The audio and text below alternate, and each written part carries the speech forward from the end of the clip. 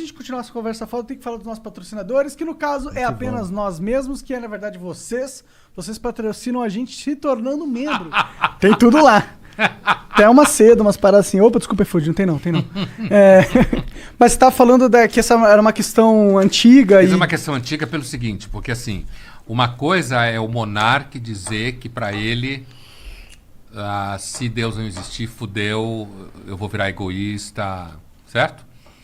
Outra coisa é eu pensar que as pessoas em geral, se não acreditarem em Deus, vão ficar filha da puta. Por que é outra coisa? Porque tem muita gente que acredita em Deus e é filha da puta. Sim. Entendeu?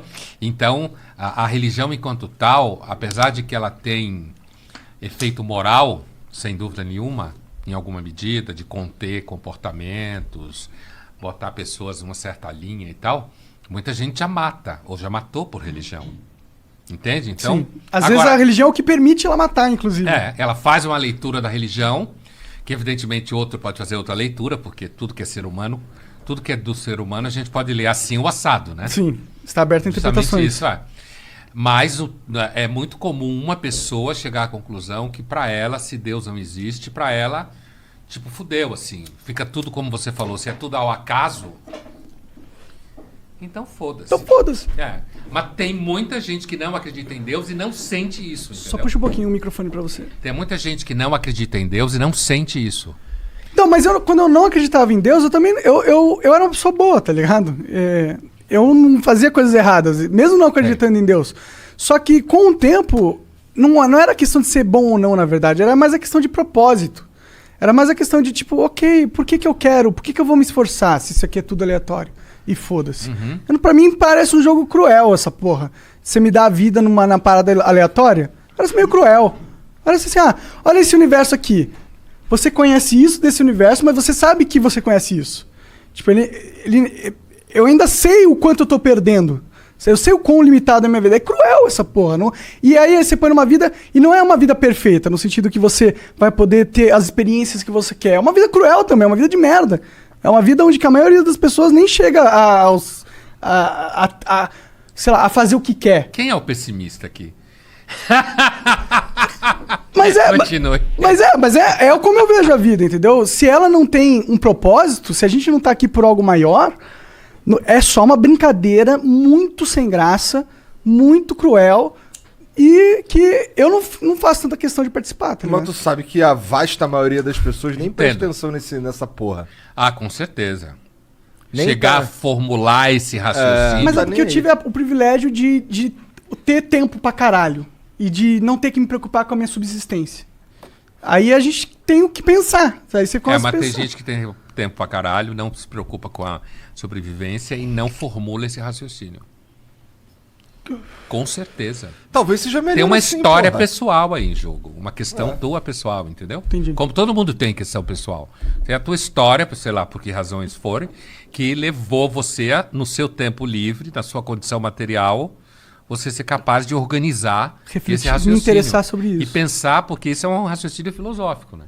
Eu sempre gostei. Eu tive um professor de filosofia na quarta série que, pra mim, foi o professor que mudou minha vida, assim, tá ligado? Olha aí. Ele começou foi a primeira aula que eu falei, caralho, isso é legal. Achei legal pensar sobre isso, tá ligado? Não é números e mais e menos, sei lá. Então, aí isso é uma das razões de você ter acabado formulando esse pensamento no tempo livre, né? Pode crer, pode ser, pode ter nascido ali. Mas o que você acha sobre isso? Você, Pondé, você vê a vida sem Deus uma vida sem regras ou sem propósito? E uma vida com Exu é diferente? Tá fudido agora, hein? Mas Exu é Deus também, tá ligado? Nesse caso. Tá querendo complicar minha vida? Não. Você me chama aqui, me dá comida mexicana, charuto, caralho. Só pra te ficar me fazendo pergunta merda. Então, não, a verdade é que isso que você falou é real. Tipo, eu chego lá no Exu. Fale. Que Deus, Exu, ou Pombagira, ou Oxalá, ou Ogum, todos esses aí estão ocupando ali o espaço de Deus. Não estão? Eles são sistemas religiosos, né? Sim. E como são sistemas religiosos, cumprem a função religiosa. Mas vamos voltar à primeira pergunta dele, depois a gente chega no Exu. Assim, então, assim como muitas pessoas, eu não sendo religioso, não acreditando em Deus, eu nunca senti que por isso a vida não tinha sentido. E que não tinha propósito. Apesar de que o propósito para mim nunca foi uma coisa abstrata. O meu propósito foi: eu quero que ao longo da vida, já que a gente passa a maior parte do tempo trabalhando, que aquilo que eu trabalhe, eu goste. Esse foi o propósito. Por isso eu desisti da medicina, fui para filosofia, entendeu? Eu queria gostar. O teu propósito era algo que tu definiu para você mesmo. Foi. Não foi algo divinamente dado a você. Não. E eu sentia que... Mas eu discordo disso que você falou. Trabalhar no que eu não gosto, eu estava vendo já na faculdade, 5 anos, hospital, plantão, todo o jogo da medicina, que hoje é pior ainda em termos comerciais e tal, do que já era, há, sei lá, 30 anos atrás. Mas assim, então eu construí na minha cabeça uma hipótese que é o seguinte: eu quero trabalhar numa coisa que eu goste. E aí eu fui ao longo de anos, inclusive durante a faculdade de medicina, estudando psicanálise, percebendo o que eu gostaria. Podia ter me fudido, deu certo, mas assim... Então eu nunca senti que a crença em Deus ou não determinaria, por exemplo, uma condição melancólica. O Woody Allen acha que sim. Ele deu uma famosa entrevista alguns anos atrás na Ilustrada da Folha, sei lá, uns 5 anos atrás talvez, ou um pouco menos, em que ele falava que ele achava que ele foi a vida inteira melancólico e um tanto depressivo, porque ele era ateu, porque ele achava que a vida não tinha sentido. Mas essa é uma experiência pessoal. Eu e muitas outras pessoas não têm essa experiência, né? Mas eu acredito que muitas pessoas podem ter essa sensação. Assim como outras acreditam muito em Deus e viram uns escrotos. Ou em qualquer outra coisa, não só Deus. Entendeu? Com então certeza. eu não tenho essa experiência. Agora, com relação a Exu, o que eu acho que o candomblé, ele é uma religião muito concreta, né? Toda religião tem sociabilidade. Você encontra pessoas que acreditam na mesma coisa que você, justifica para você coisas. E no candomblé, você fala. O candomblé já misturado, que os orixás falam, no caso do Exu, por exemplo, que tem pessoas e tal.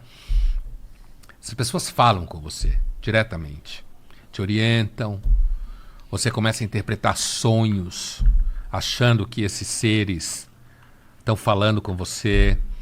E, de novo, entra no sistema religioso como um todo. O que é? A religião é um sistema de sentido.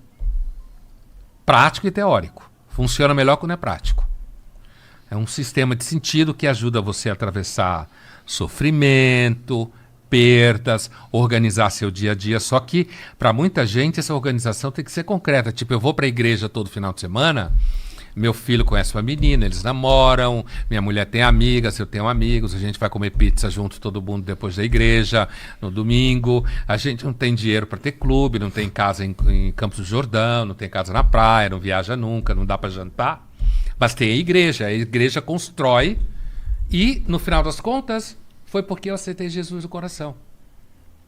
Que significou que eu comecei a frequentar a igreja. Estou fazendo análise sociológica, né? Só, claro, não estou fazendo análise de fé. Sim, vai lá e se torne membro do Flow agora, tá bom?